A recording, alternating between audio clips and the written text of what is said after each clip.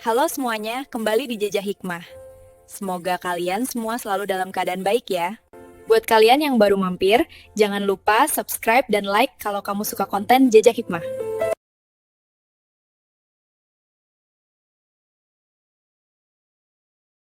Di dunia ini, ada pagar tak kasat mata yang memisahkan mereka yang wangi parfum mahal dan mereka yang berbau keringat matahari. Tegar hanyalah seorang penjual balon keliling yang berharap remah-remah rezeki dari pesta megah di sebuah villa elit.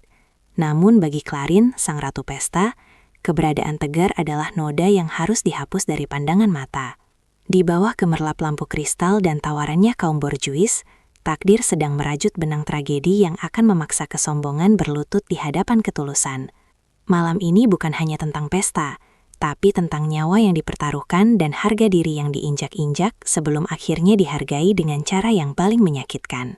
Cahaya lampu kristal yang menggantung megah di langit-langit lobi villa mewah itu memancarkan kilau keemasan yang menyilaukan mata siapapun yang memandangnya, seolah menegaskan bahwa tempat itu adalah surga kecil bagi mereka yang memiliki segalanya.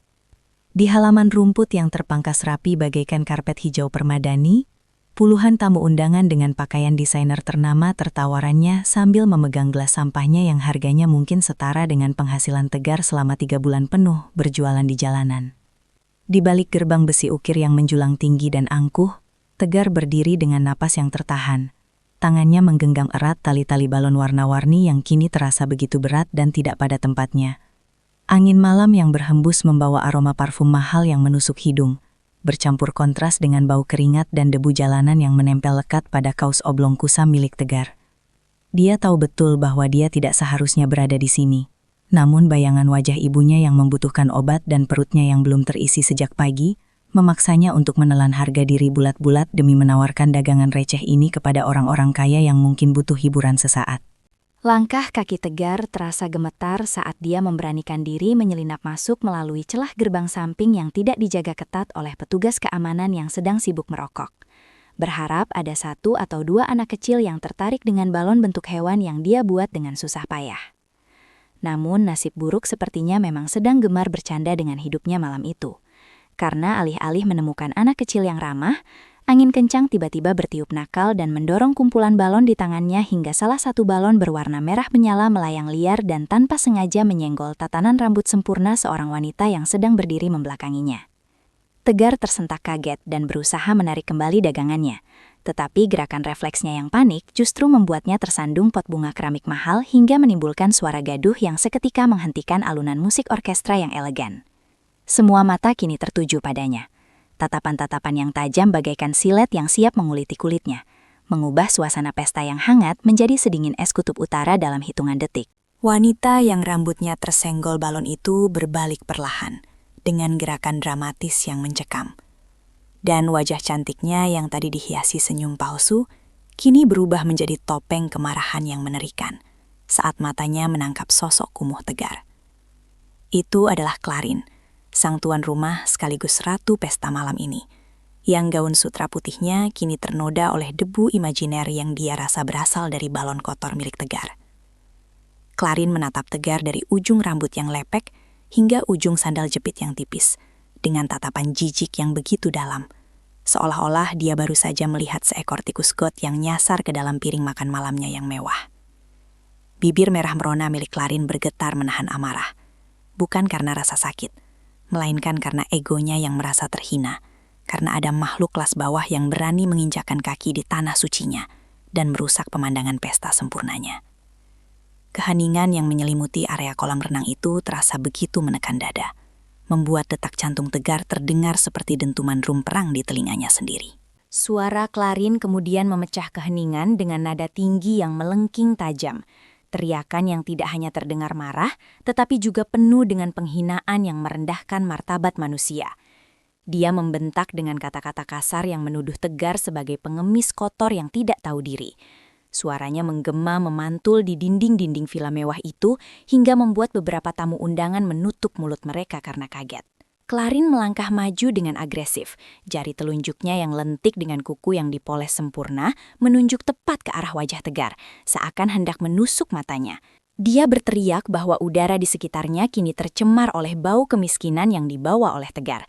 Sebuah kalimat kejam yang membuat darah di wajah Tegar surut seketika, hingga dia pucat pasi. Tidak ada satupun orang di sana yang berusaha membela Tegar atau menenangkan Clarin.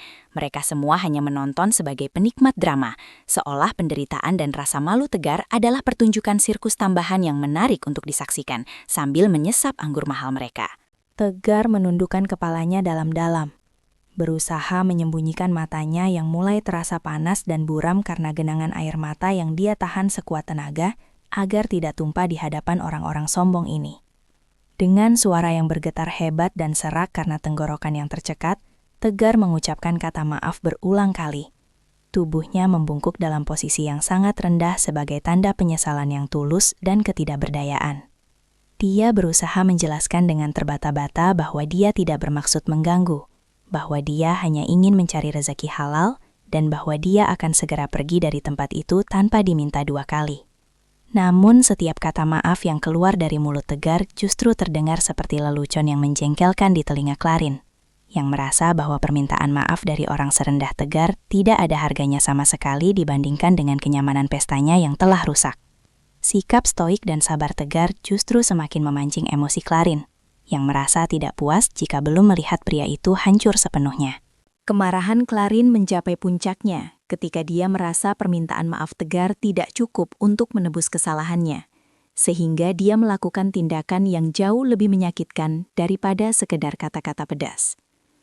Dengan gerakan cepat dan tanpa belas kasihan, Clarin merampas gunting kecil dari meja hidangan di dekatnya dan menyambar ikatan balon yang dipegang erat oleh Tegar.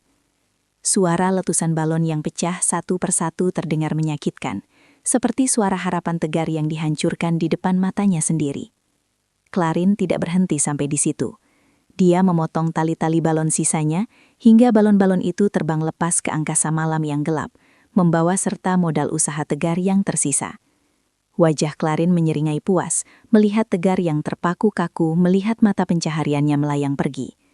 Tangannya yang kini kosong gemetar hebat di sisi tubuhnya. Sementara sisa-sisa karet balon yang pecah berserakan di lantai marmer yang mengkilap, bagaikan sampah yang tidak berharga. Tamu-tamu lain mulai berbisik-bisik sambil tertawa kecil, menunjuk-nunjuk ke arah Tegar yang berdiri mematung seperti orang bodoh yang kehilangan arah, menciptakan paduan suara cemoohan yang menyayat hati.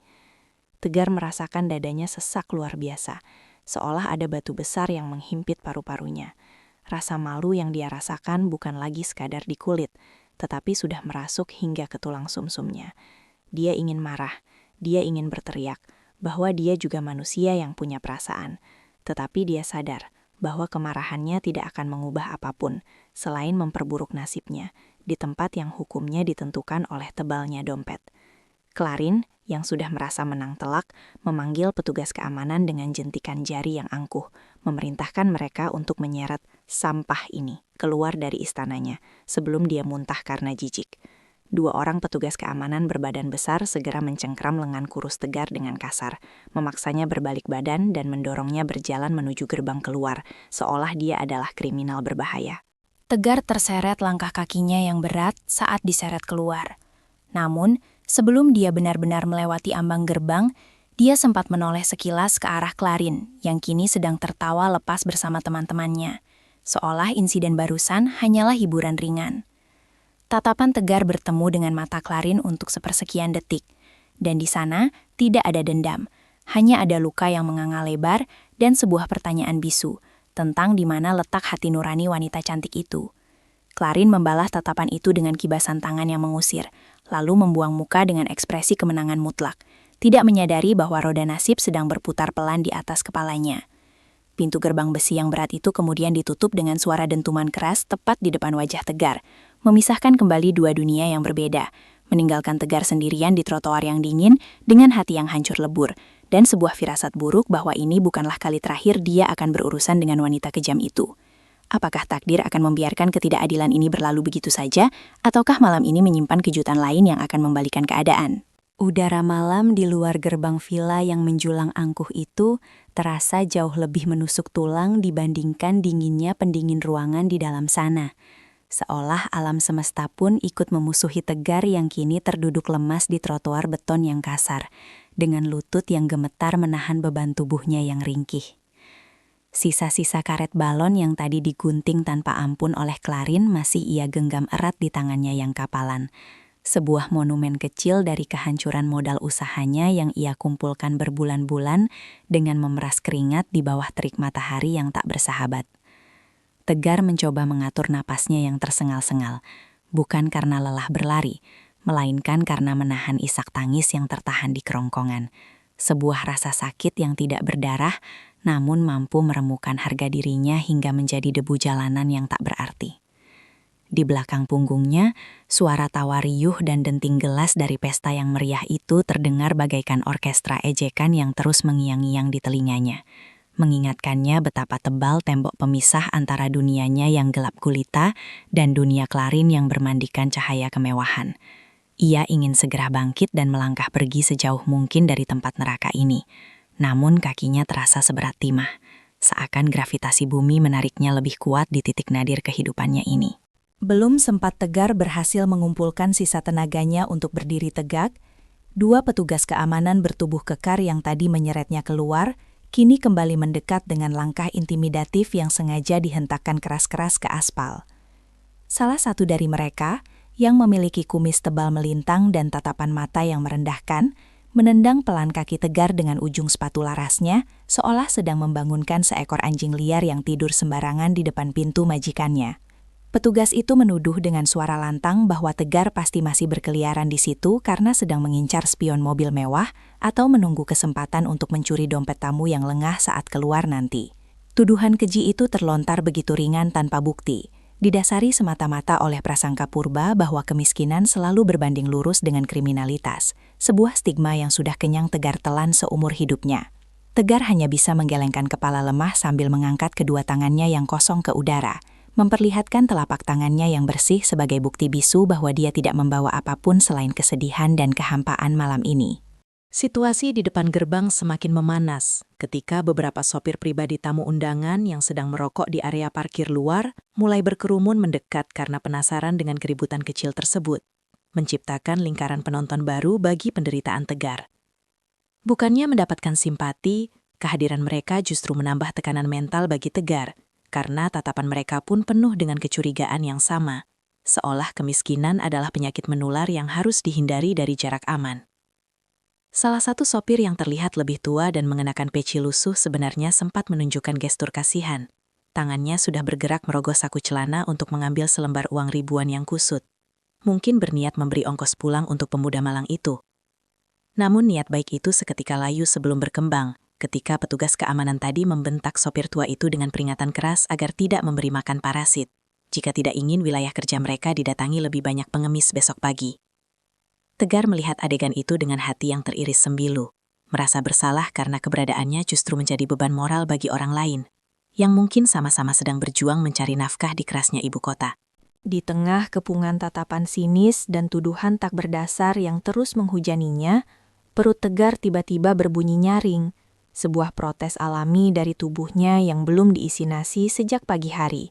Suara itu terdengar begitu memalukan di tengah keheningan jeda bentakan satpam.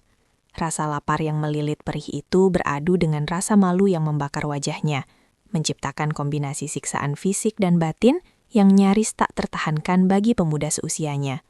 Dia teringat pada ibunya yang sakit di rumah kontrakan sempit, yang mungkin saat ini sedang menunggu kepulangannya dengan harapan dia membawa pulang sedikit uang untuk membeli obat pereda nyeri atau setidaknya sebungkus nasi untuk dimakan berdua. Bayangan wajah ibunya yang layu itulah yang akhirnya memberi Tegar sedikit kekuatan untuk menelan kembali harga dirinya yang sudah tercabik-cabik. Dia memohon sekali lagi kepada petugas keamanan dengan suara parau agar diizinkan mengambil satu saja balon yang mungkin tersangkut di pagar atau belum pecah, sekadar untuk dibawa pulang sebagai oleh-oleh agar ibunya tidak terlalu sedih. Permintaan polos itu dijawab dengan tawa terbahak-bahak dari para penjaga. Tawa yang terdengar seperti suara setan yang sedang berpesta di atas penderitaan manusia. Sementara drama kecil di luar gerbang terus berlangsung tanpa solusi, di dalam villa yang megah, pesta Clarin sedang mencapai puncak kemeriahannya, dengan aliran champagne yang tak henti-hentinya mengisi gelas-gelas kristal para tamu. Clarin berdiri di tengah kerumunan teman-teman sosialitanya, tertawa lepas dengan kepala mendongak angkuh, menceritakan kembali insiden pengusiran penjual balon tadi sebagai anekdot lucu untuk mencairkan suasana. Dia sama sekali tidak menyadari bahwa Karma sedang mengintip dari balik bayang-bayang pilar marmer vilanya, siap untuk menagih bayaran atas kesombongan yang baru saja dia pamerkan. Di sudut lain taman yang luas itu, jauh dari pengawasan orang dewasa yang sedang sibuk memuaskan ego mereka, seorang anak laki-laki kecil berusia sekitar 5 tahun terlihat berjalan sendirian dengan langkah goyah. Matanya terpaku pada pantulan bulan yang berkilauan di permukaan air kolam renang. Itu adalah Rio, keponakan kesayangan Clarin, yang seharusnya dijaga oleh pengasuhnya. Namun sang pengasuh kini sedang asik bersuah foto di pojok ruangan demi konten media sosial, meninggalkan tugas utamanya begitu saja. Ketidakadilan malam itu semakin terasa pekat ketika seorang pelayan wanita tua yang diam-diam melihat Tegar dari balik pintu samping dapur, memberanikan diri menyelinap keluar pagar untuk memberikan sebungkus roti sisa catering pesta. Pelayan itu, yang wajahnya penuh guratan kelelahan namun memiliki mata yang teduh, menyodorkan roti itu dengan tangan gemetar. Berbisik pelan menyuruh Tegar makan dan segera pergi demi keselamatannya sendiri. Tegar menerima roti itu dengan tangan yang bergetar hebat. Air matanya nyaris tumpah karena tersentuh oleh kebaikan kecil di tengah lautan kekejaman ini. Roti itu terasa lebih berharga daripada emas batangan di matanya saat ini. Namun, momen kemanusiaan itu hancur berantakan ketika asisten pribadi Clarin, seorang wanita muda dengan dandanan menor dan mulut setajam silet, memergoki tindakan pelayan tua itu dan langsung menjerit histeris memarahinya.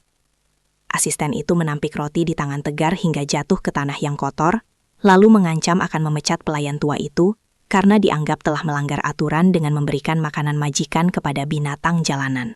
Tegar menatap roti yang kini kotor bercampur debu di dekat kakinya, lalu beralih menatap wajah pelayan tua yang kini pucat pasi ketakutan karena ancaman pemecatan tersebut.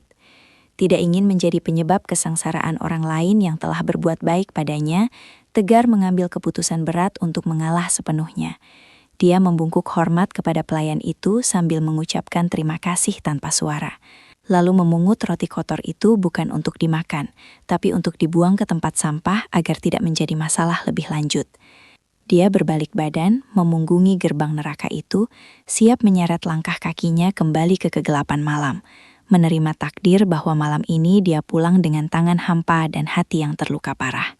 Langit di atas sana tampak mendung tanpa bintang, seolah ikut berduka menyaksikan bagaimana kemiskinan membuat seseorang kehilangan haknya, bahkan untuk sekadar diperlakukan sebagai manusia. Sementara di dalam sana, orang-orang kaya itu terus berdansa di atas ketidaktahuan mereka akan penderitaan yang ada di depan mata.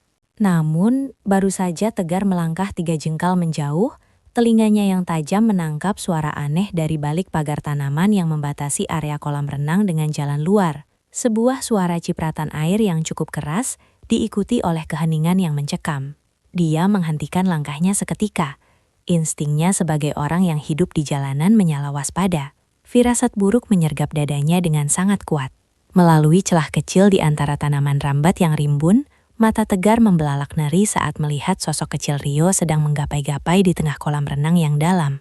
Tubuh mungil itu timbul tenggelam tanpa suara teriakan karena mulutnya sudah terisi air. Musik pesta yang berdentum keras meredam segala suara perjuangan hidup dan mati anak itu, sementara Clarin dan para tamu lainnya masih tertawa-tawa di kejauhan, benar-benar buta bahwa malaikat maut sedang melayang turun tepat di halaman belakang mereka. Tegar terpaku di tempatnya. Dia tahu dia harus menolong, tapi pagar tinggi yang terkunci dan trauma pengusihan tadi menahannya dalam dilema yang menyiksa. Haruskah dia menerobos masuk dan mengambil resiko dihajar massa, atau membiarkan karma bekerja dengan cara yang paling kejam? Suara gedoran besi yang bertalu-talu memekakkan telinga tiba-tiba merusak harmoni musik jazz yang sedang mengalun lembut di pesta itu. Disusul oleh teriakan serak pegar yang menggema dari balik pagar tanaman dengan nada panik yang mengerikan. Tegar tidak peduli lagi pada rasa takut atau ancaman satpam. Dia memukul tiang gerbang dengan batu sekuat tenaga sambil menunjuk-nunjuk ke arah kolam renang yang permukaannya kini bergolak hebat akibat perjuangan napas terakhir Rio. Beberapa tamu yang berada di pinggir taman menoleh dengan wajah terganggu, mengira si pengemis gila tadi kembali mengamuk karena tidak diberi uang. Namun gangguan kecil itu cukup untuk membuat seorang pelayan menoleh ke arah kolam dan menjatuhkan nampan berisi gelas kristal hingga hancur berantakan. Bunyi pecahan kaca yang nyaring itu menjadi sinyal dimulainya mimpi buruk. Mata semua orang kini tertuju pada titik yang sama di tengah kolam yang diterangi lampu sorot bawah air, di mana tubuh mungil Rio sedang timbul tenggelam dengan wajah membiru yang menyeratkan keputusasaan mutlak. Clarin yang baru saja hendak menyesap anggur merahnya, merasakan jantungnya berhenti berdetak seketika saat menyadari bahwa sosok kecil yang sedang meregang nyawa itu adalah keponakan kesayangannya, satu-satunya keluarga yang benar-benar dia cintai di dunia ini. Gelas anggur di tangannya terlepas dan pecah mengotori gaun putih mahalnya dengan noda merah yang tampak seperti darah, namun dia tidak peduli sama sekali pada penampilannya saat kakinya berlari tersandung-sandung di atas sepatu hak tinggi menuju tepi kolam.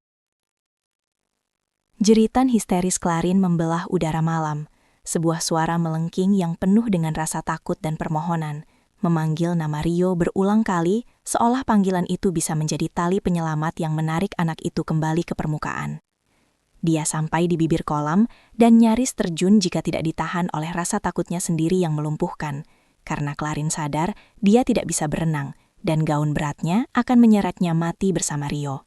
Dia berbalik menatap lautan manusia di belakangnya dengan mata terbelalak liar, wajahnya basah oleh air mata dan keringat dingin, berteriak meminta tolong kepada siapa saja yang mengaku sebagai temannya malam ini. Namun, apa yang dilihat Clarin saat itu adalah sebuah pemandangan horor sosial yang jauh lebih menakutkan daripada kematian itu sendiri. Karena tidak ada satupun dari puluhan pria gagah di pesta itu yang bergerak untuk melompat. Para pria berjas mahal itu hanya saling pandang dengan ragu. Beberapa mundur selangkah, seolah takut cipratan air akan merusak jam tangan mewah atau sepatu kulit buaya mereka. Sementara yang lain sibuk mengeluarkan ponsel untuk merekam kejadian tragis itu demi konten eksklusif. Teman-teman sosialita Clarin yang biasanya memuja-mujanya kini menutup mulut dengan tangan yang dihiasi berlian, berbisik ngeri tapi tidak melakukan tindakan nyata apapun selain berkata, "Kasihan sekali," dengan nada yang datar. Clarin merasakan dunianya runtuh saat menyadari bahwa orang-orang yang selama ini dia banggakan, lingkaran elit yang dia agung-agungkan sebagai kaum terhormat, ternyata hanyalah kumpulan pengecut egois yang lebih mementingkan setelan kain mereka daripada nyawa seorang bocah tak berdosa. Rasa putus asa Clarin memuncak ketika dia mencengkeram lengan kekasihnya, seorang pria atletis yang sering memamerkan foto di gym, memohon sambil berlutut agar pria itu menyelamatkan Rio. Namun, pria itu menepis tangan Clarin dengan kasar, sambil beralasan konyol bahwa dia baru saja makan, dan bisa kram jika berenang sekarang. Sebuah alasan pengecut yang membuat Clarin ingin meludahinya saat itu juga. Waktu terus berjalan tanpa ampun. Gelembung udara dari mulut Rio semakin sedikit, menandakan bahwa paru-paru anak itu mulai terisi air, dan kesadarannya mulai hilang perlahan ditelan kegelapan dasar kolam. Clarin meraung seperti orang gila, menjambak rambutnya sendiri yang sudah berantakan. Harga dirinya sebagai ratu pesta telah hancur lebur di lantai marmer yang dingin, digantikan oleh naluri seorang tante yang menyaksikan kematian di depan mata, namun tak berdaya melawannya. Dia berteriak menjanjikan uang, mobil, bahkan villa ini kepada siapa saja yang mau melompat. Tapi ketakutan dan keegoisan tamu-tamu itu terlalu tebal untuk ditembus, bahkan oleh tawaran harta sekalipun. Di tengah kekacauan di mana kemanusiaan kaum elit telah mati, Tegar mengambil keputusan nekat dengan memanjat pagar besi tajam yang membatasi area luar dan dalam, tidak mempedulikan ujung-ujung besi runcing yang merobek kulit telapak tangan dan lengan bajunya hingga berdarah. Dia melompat turun ke area taman dengan bunyi gedebuk keras, mengabaikan rasa perih di sekujur tubuhnya. Matanya hanya terkunci pada satu target, yaitu kolam renang. Dua petugas keamanan yang tadi mengusirnya langsung berlari mengejar, mengira Tegar adalah orang gila yang memanfaatkan situasi panik untuk mencuri barang berharga atau menyerang tamu. Mereka menerjang Tegar tepat sebelum dia mencapai bibir kolam, membanting tubuh kurus itu ke tanah dan menekan wajahnya ke rumput. Sementara Tegar merontah sekuat tenaga sambil berteriak parau bahwa dia hanya ingin menolong anak itu.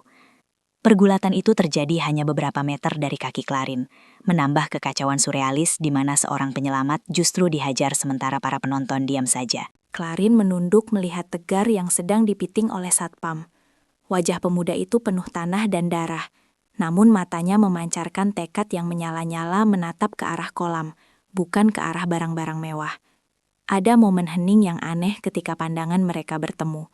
Clarin melihat ketulusan yang telanjang di mata Tegar, kontras dengan kepalsuan yang baru saja dia saksikan dari teman-teman kayanya. Tegar berteriak kepada Clarin dengan suara yang menggetarkan jiwa. "Anak itu sekarat, Nyonya. Suruh anjing-anjing penjaga ini minggir atau keponakan Anda mati." Bentakan kasar Tegar menampar kesadaran Clarin, menyadarkannya bahwa satu-satunya harapan yang tersisa bukanlah para pangeran berkuda putih di sekelilingnya, melainkan si penjual balon yang tadi dia hina sebagai sampah masyarakat. Dengan suara bergetar namun tegas, Clarin menjerit memerintahkan satpam untuk melepaskan Tegar. Sebuah perintah yang membuat para penjaga itu bingung, namun akhirnya mundur perlahan. Tegar bangkit dengan terhuyung-huyung, napasnya memburu dan rusuknya terasa sakit akibat bantingan tadi. Dia berjalan terpincang-pincang menuju pinggir kolam di mana air sudah kembali tenang. Terlalu tenang, menandakan bahwa Rio sudah tenggelam sepenuhnya ke dasar. Tegar berdiri di sana, menatap kedalaman air yang biru gelap. Dan seketika itu juga wajahnya memucat, karena dia teringat pada satu fakta fatal yang selama ini dia sembunyikan. Dia sendiri tidak pandai berenang dan memiliki riwayat asma yang parah. Keraguan sempat melintas di wajahnya. Kakinya gemetar bukan karena takut mati, tapi takut gagal menyelamatkan nyawa itu dan mengecewakan harapan terakhir yang terpancar dari mata Clarin yang sembab. Clarin yang melihat keraguan Tegar langsung mendekat, mencengkram bahu Tegar dengan kuku-kukunya yang tajam. Wajahnya yang cantik kini mengerikan, karena campuran maskara luntur dan kepanikan akut. "Kenapa diam saja? Cepat lompat!" jerit Clarin tepat di depan wajah Tegar. Napasnya yang bau alkohol beradu dengan napas Tegar yang bau kemiskinan. Tegar menatap mata Clarin dalam-dalam, mencoba mencari sisa-sisa kemanusiaan di sana. Lalu dengan suara lirih dia berkata, "Saya tidak bisa berenang dengan baik, Nyonya." Pengakuan jujur itu membuat mata Clarin terbelalak lebar. Harapan yang baru saja tumbuh kembali hancur berkeping-keping. Dia mundur selangkah dengan tatapan tidak percaya bahwa takdir begitu kejam mempermainkannya. Namun saat melihat tubuh Rio yang kini diam tak bergerak di dasar kolam, seperti boneka rusak, sisi gelap dan arogan Clarin kembali mengambil alih sebagai mekanisme pertahanan diri terakhirnya. Dia menatap Tegar dengan tatapan yang kembali merendahkan, namun kali ini bercampur dengan manipulasi yang kejam. Dia tahu dia harus memaksa pemuda ini melampaui batas kemampuannya, bahkan jika itu berarti mengorbankan nyawa si miskin demi si kaya. Clarin mencengkram kerah baju kusam Tegar dengan tenaga yang tersisa. Kuku-kukunya menancap hingga menembus kain tipis itu dan menggores kulit leher Tegar, menyahlurkan rasa frustasi yang membakar akal sehatnya. Di matanya yang liar, Tegar bukan lagi manusia yang memiliki keterbatasan fisik atau riwayat penyakit, melainkan hanya sebuah alat, sebuah objek sekali pakai yang bisa ia korbankan demi mengembalikan detak jantung keponakannya. Dia tidak peduli pada pengakuan Tegar tentang ketidakmampuannya berenang. Baginya, itu hanyalah alasan klasik orang miskin yang ingin menaikkan harga tawar di saat genting. Sebuah taktik negosiasi menjijikan yang sering ia temui di dunia bisnis ayahnya. Dengan suara yang mendesis penuh racun, Clarin mulai melemparkan tawaran-tawaran gila, mulai dari uang ratusan juta hingga jaminan hidup seumur hidup. Namun Tegar tetap diam mematung dengan wajah pucat. Matanya terkunci pada bayangan tubuh Rio yang semakin samar di dasar kolam. Ketidaksiapan Tegar untuk bergerak bukanlah karena dia serakah menuntut lebih, melainkan karena dia sedang bertarung melawan trauma masa kecil dan sesak nafas yang mulai menyerang akibat stres berlebihan. Sebuah fakta medis yang sama sekali tidak ingin dimengerti oleh wanita egois di hadapannya. Para tamu undangan yang berdiri mengelilingi kolam renang itu membentuk pagar betis manusia yang hening. Tidak ada lagi yang berani merekam dengan ponsel karena aura kematian sudah terasa begitu pekat mencekik leher mereka. Mereka menatap Tegar dengan tatapan yang sulit diartikan. Campuran antara jijik melihat pakaian kumalnya yang merusak estetika pesta dan harapan egois agar pemuda itu segera melompat, supaya drama mengerikan ini cepat berakhir dan mereka bisa pulang dengan tenang. Tidak ada yang menawarkan bantuan tali atau pelampung, seolah otak mereka lumpuh total oleh kemewahan yang selama ini memanjakan mereka, menjadikan mereka penonton pasif di teater kematian yang sedang berlangsung. Tegar merasakan tekanan ribuan ton di pundaknya. Dia tahu jika dia melompat, paru-parunya yang lemah mungkin akan meledak sebelum dia mencapai permukaan. Tapi jika dia diam, dia akan menjadi pembunuh pasif, sama seperti orang-orang kaya di sekitarnya. Napasnya mulai berbunyi, ngik yang halus namun menyakitkan, tanda bahwa asmanya mulai kambuh di saat yang paling buruk. Keringat dingin membasahi punggungnya, menciptakan sensasi menggigil yang kontras dengan udara malam yang hangat. Melihat Tegar masih diam terpaku di bibir kolam sambil memegangi dadanya yang naik turun tidak beraturan, kesabaran Clarine putus total bagaikan dawai biola yang ditarik terlalu kencang. Dia merasa harga dirinya diinjak-injak karena harus memohon pada sampah jalanan, yang bahkan tidak berani mengambil risiko demi uang yang dia tawarkan. Dalam benak Clarine yang sedang kacau, satu-satunya bahasa yang dimengerti oleh orang seperti Tegar adalah bahasa kekuasaan dan penghinaan, bukan bahasa kemanusiaan yang setara. Dia melepaskan cengkramannya dari kerah Tegar dengan kasar, hingga pemuda itu terhuyung ke belakang, lalu menatapnya dengan pandangan yang merendahkan, namun penuh dengan tantangan gila yang lahir dari keputusasaan akut. Clarine mundur selangkah, mengangkat dagunya tinggi-tinggi, seolah sedang menantang lawan bisnisnya. Dia tahu, dia harus memberikan taruhan yang menyentuh ego laki-laki Tegar, sesuatu yang jauh lebih berharga daripada uang, sesuatu yang mustahil dijangkau oleh tangan kotor si penjual balon. Suasana hening mencekam pecah seketika saat Clarin berteriak lantang. Suaranya menggema memantul di dinding-dinding villa, mengucapkan kalimat tantangan yang begitu ekstrim, hingga membuat darah semua orang yang mendengarnya berdesir ngeri. Dengan mata yang menatap tajam langsung ke manik mata Tegar, Clarin menudingkan telunjuknya ke dada pemuda itu dan berseru, "Kalau kamu bisa mengeluarkan anak itu hidup-hidup, aku akan menikahimu, walau itu memalukan." Kalimat itu terlontar bukan sebagai janji cinta, melainkan sebagai hinaan pamungkas yang menyiratkan bahwa menikahi Tegar adalah hukuman terberat dan aib terbesar bagi seorang Clarin. Namun dia bersedia menanggung aib itu jika Tegar mampu membuktikan dirinya berguna. Itu adalah pertaruhan harga diri paling brutal, di mana Clarin meletakkan status sosialnya di atas meja judi nasib, menantang Tegar untuk melampaui takdirnya sebagai orang kecil. Kata-kata memalukan yang dia tekankan di akhir kalimat terasa seperti ludah yang disemburkan tepat ke wajah Tegar, membakar sisa-sisa kesabarannya menjadi abu. Tegar tersentak mendengar kalimat itu. Bukan karena dia menginginkan Clarin atau harta kekayaannya, tetapi karena dia terhina mendengar bagaimana wanita itu menjadikan pernikahan, sesuatu yang dia anggap sakral, sebagai alat transaksi dan bahan ejekan. Wajah Tegar yang tadinya pucat karena takut, kini berubah menjadi keras dan dingin. Rahangnya mengeras hingga urat-urat lehernya menonjol keluar, menahan amarah yang meledak dalam diam. Dia menatap Clarin dengan tatapan baru, bukan lagi tatapan hamba sahaya yang meminta belas kasihan, melainkan tatapan seorang pria yang harga dirinya baru saja dibangunkan oleh cambukan lidah yang berbisa.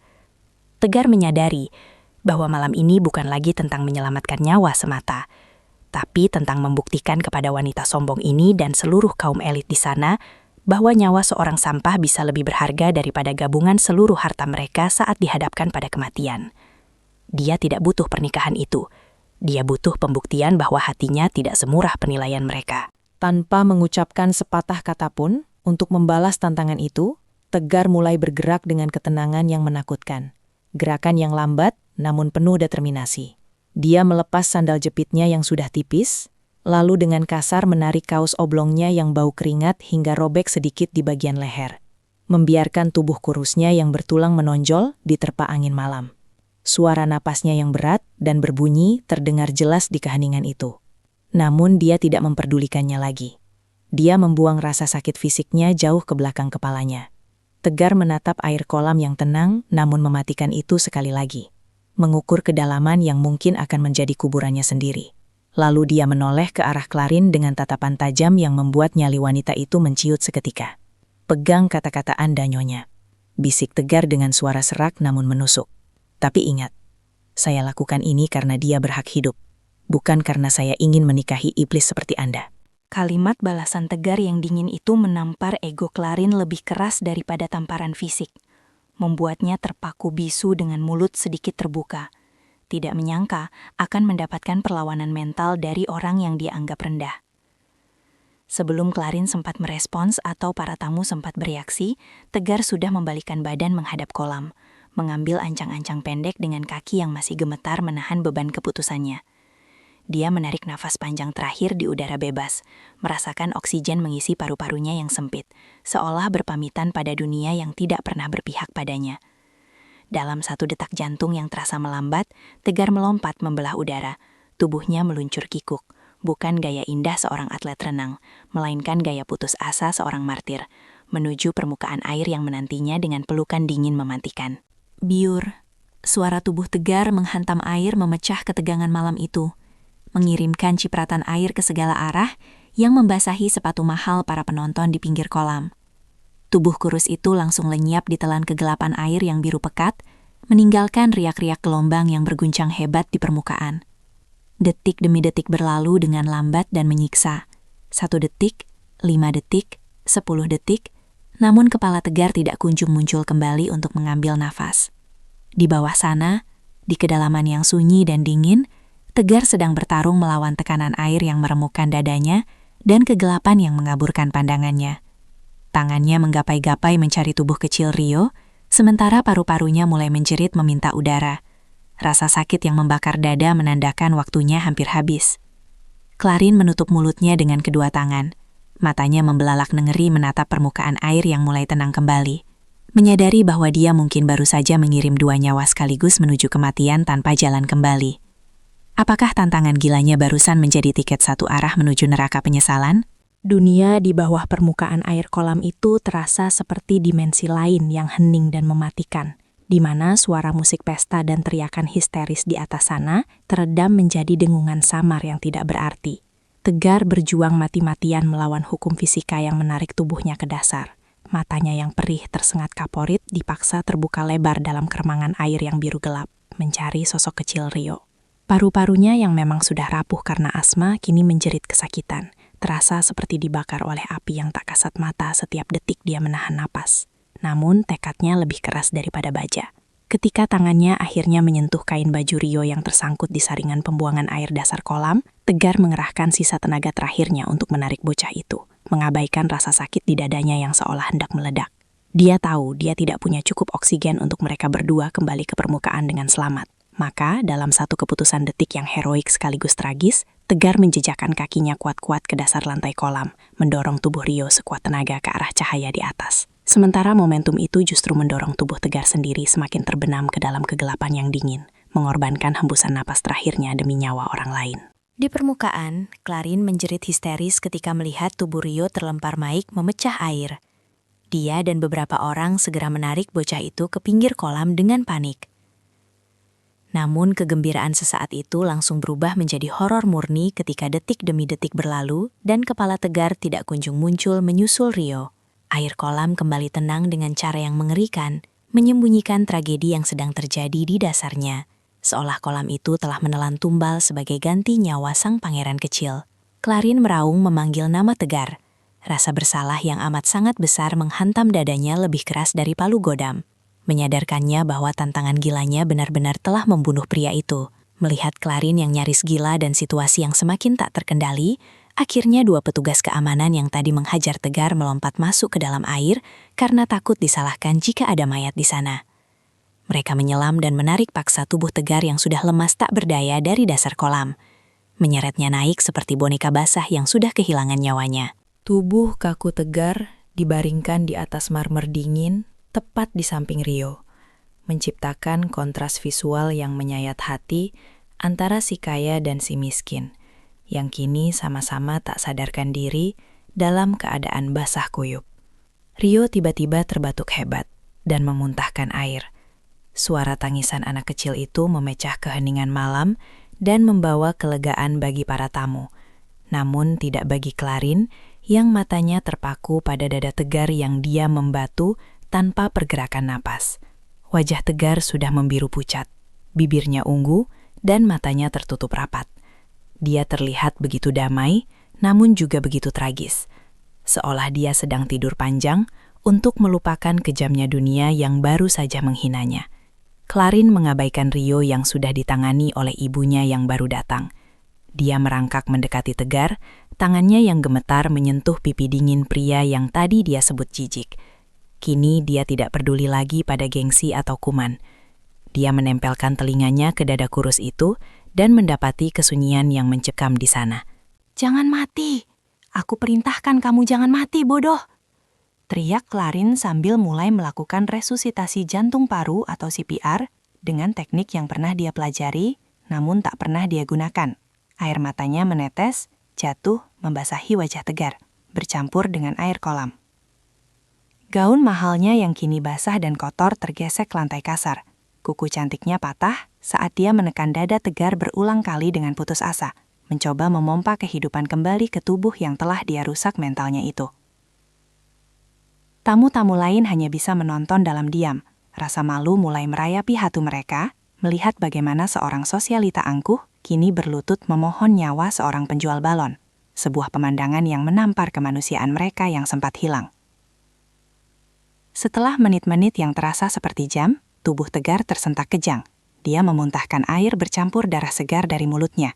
Sebuah tanda bahwa dia hidup, namun ada kerusakan fatal yang terjadi di dalam sana. Suara napas Tegar terdengar mengerikan, berbunyi nyik yang sangat keras dan basah, seolah ada pecahan kaca yang menggesek saluran pernapasannya setiap kali dia mencoba menghirup udara. Sirene ambulans yang meraung-raung kemudian mengambil alih kekacauan malam itu, membawa Tegar dan Rio ke rumah sakit terbaik di kota. Dengan Clarin yang bersikeras ikuti dalam mobil ambulans sambil menggenggam tangan dingin Tegar sepanjang perjalanan. Di ruang tunggu ICU yang dingin dan berbau antiseptik, dokter keluar dengan wajah serius yang meruntuhkan sisa harapan Clarin untuk akhir yang bahagia sempurna. Dokter menjelaskan bahwa Rio akan pulih total, namun Tegar mengalami kerusakan paru-paru permanen akibat kombinasi tenggelam, aspirasi air kotor, dan serangan asma akut yang terlambat ditangani, ditambah lagi dengan infeksi yang mulai menyebar. Pria itu selamat dari maut, tetapi dia tidak akan pernah bisa bernapas normal lagi tanpa alat bantu, dan fisiknya yang dulu kuat untuk berjalan keliling kota menjajakan balon, kini akan menjadi lemah seumur hidup. Mendengar vonis itu, Clarin merosot ke lantai koridor rumah sakit, menangis tanpa suara, menyadari bahwa nyawa keponakannya dibayar lunas dengan masa depan dan kesehatan Tegar. 3 hari kemudian, Clarin duduk di samping ranjang rawat inap Tegar, menatap pria itu yang kini terbaring lemah dengan selang oksigen menempel permanen di hidungnya dan wajah yang jauh lebih tirus dari sebelumnya. Ketika Tegar perlahan membuka matanya, hal pertama yang dia cari bukanlah kondisinya sendiri, melainkan dia berbisik dengan suara yang sangat parau dan nyaris tak terdengar, menanyakan apakah anak itu selamat. Pertanyaan tulus itu menghancurkan pertahanan terakhir ego Clarin. Dia menangis terisak sambil mengangguk, lalu menggenggam tangan kasar Tegar dan menciumnya berkali-kali, sebagai tanda permohonan ampun yang paling dalam. Clarin meminta maaf atas segala hinaan, atas balon yang dia pecahkan, dan atas tantangan bodoh yang membuat Tegar seperti ini. Dia merasa dirinya adalah monster yang sesungguhnya di balik wajah cantiknya. Tegar hanya tersenyum tipis, senyum yang getir namun tulus. Dia tidak memiliki tenaga untuk marah. Dia hanya menerima nasibnya sebagai harga yang harus dibayar untuk menjadi manusia yang berguna. Dalam suasana hening yang penuh emosi itu, Clarin mengangkat wajahnya, menatap mata Tegar dengan keseriusan yang belum pernah dia tunjukkan sebelumnya, dan berkata bahwa dia akan menepati janjinya. Tegar sempat menolak dengan gelengan lemah. Matanya menyiratkan bahwa dia tidak butuh belas kasihan atau pernikahan atas dasar rasa bersalah. Dia sadar diri bahwa dia kini hanyalah pria cacat yang akan menyusahkan. Namun Clarin membungkam keraguan itu dengan lembut. Dia mengatakan bahwa ini bukan lagi tentang taruhan atau rasa malu, melainkan tentang penebusan dan fakta bahwa dia tidak bisa hidup tenang jika tidak mendedikasikan sisa hidupnya untuk menjadi paru-paru bagi pria yang telah menyelamatkan dunianya. Clarin telah kehilangan kesombongannya di dasar kolam itu, dan kini dia siap menukar kehidupan glamornya untuk merawat pria yang telah mengajarkannya arti pengorbanan yang sesungguhnya. 6 bulan berlalu, dan pemandangan di taman villa itu kini berbeda total. Tidak ada lagi pesta hura-hura, Hanya ada ketenangan sore yang damai, di mana Clarin terlihat mendorong kursi roda di jalan setapak.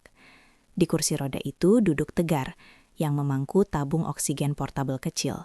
Wajahnya pucat namun terlihat bahagia. Sementara Clarin berjalan di belakangnya dengan pakaian sederhana tanpa perhiasan mencolok, tersenyum tulus saat menunjuk bunga-bunga yang mekar. Mereka telah menikah dalam upacara sederhana yang memang menjadi buah bibir dan cemoohan teman-teman sosialitanya. Namun Clarin tidak peduli lagi pada semua itu, karena baginya kemewahan sejati bukan terletak pada pandangan orang lain, melainkan pada detak jantung pria di depannya yang masih berbunyi berkat dirinya. Ini adalah akhir yang pahit sekaligus manis. Tegar kehilangan kebebasan fisiknya selamanya, dan Clarin kehilangan status sosial lamanya. Namun dalam kehilangan itu mereka menemukan satu sama lain dalam ikatan yang jauh lebih kuat daripada cinta biasa, sebuah ikatan penebusan dosa yang abadi.